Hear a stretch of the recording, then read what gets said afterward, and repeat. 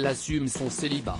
À 67 ans, Isabelle Adjani vit seule, et ce, pour son plus grand bonheur.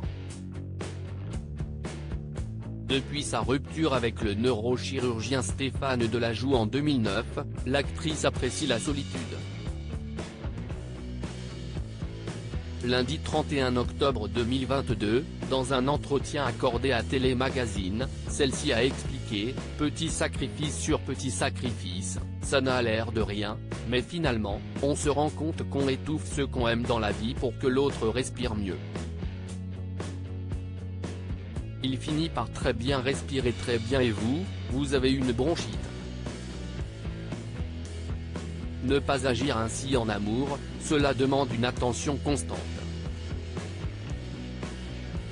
Cash, Isabelle Adjani a ajouté, plus une femme s'aimée et est rassurée par elle-même, moins elle peut tomber dans des pièges d'une forme de soumission. En amour, l'actrice se poserait ces questions, ce que j'ai fait mérite-t-il que je m'accorde cette confiance? Est-ce que j'ai besoin de l'autre pour maintenir ma confiance en moi? Dimanche 30 octobre 2022, dans un entretien accordé à Téléstar, l'actrice avait déjà expliqué « J'ai du temps pour mon travail et mes hobbies. Je n'ai à demander à personne s'il veut venir avec moi. Je n'aille pas à dire « Veux-tu venir avec moi? Tu n'as pas envie, alors je vais rester etc. » Enfin, elle avait ajouté « Petit sacrifice sur petit sacrifice, ça n'a l'air de rien, mais on se rend compte qu'on étouffe. » Samedi 22 octobre 2022, dans les colonnes de télévision grande chaîne, Isabelle Adjani avait assuré ne voir autour d'elle que des filles qui pleurent. Je leur dis, tu me vois, moi, je vis seule et je ne me suis jamais sentie aussi bien, je peux faire ce que je veux, si est génial. Si on cherche une conseillère en couple, ce n'est pas chez moi qu'il faut venir, avait-elle déclaré avant d'ajouter avec humour, le mec, il faudrait qu'il passe par le plafond ou qu'il soit catapulté pour rentrer chez moi.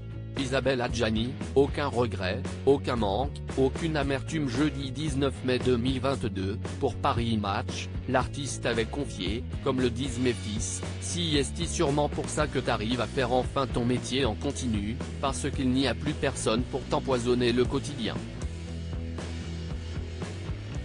Ça, si est un privilège que j'accorde seulement à mes enfants et à mes proches. Aucun regret, aucun manque, aucune amertume. Tout va bien. Au cours de sa vie, Isabelle Adjani a vécu des histoires d'amour avec André Dussolier, Francis Huster, mais aussi Jean-Michel Jarre. Samedi 12 septembre 2020, dans les colonnes de Paris Match, elle avait cependant indiqué n'avoir aimé passionnément que les pères de ses fils, Bruno Nuiten et Daniel Day-Lewis. Parfois, un homme s'invite parce qu'il rentre dans votre schéma bancal de trauma, dans une carence affective qui vous a dépersonnalisé. Et on se rend compte plus tard que celui qui trônait dans votre cerveau n'était que le reflet de l'amour qu'on n'avait pas assez pour soi, avait-elle glissé.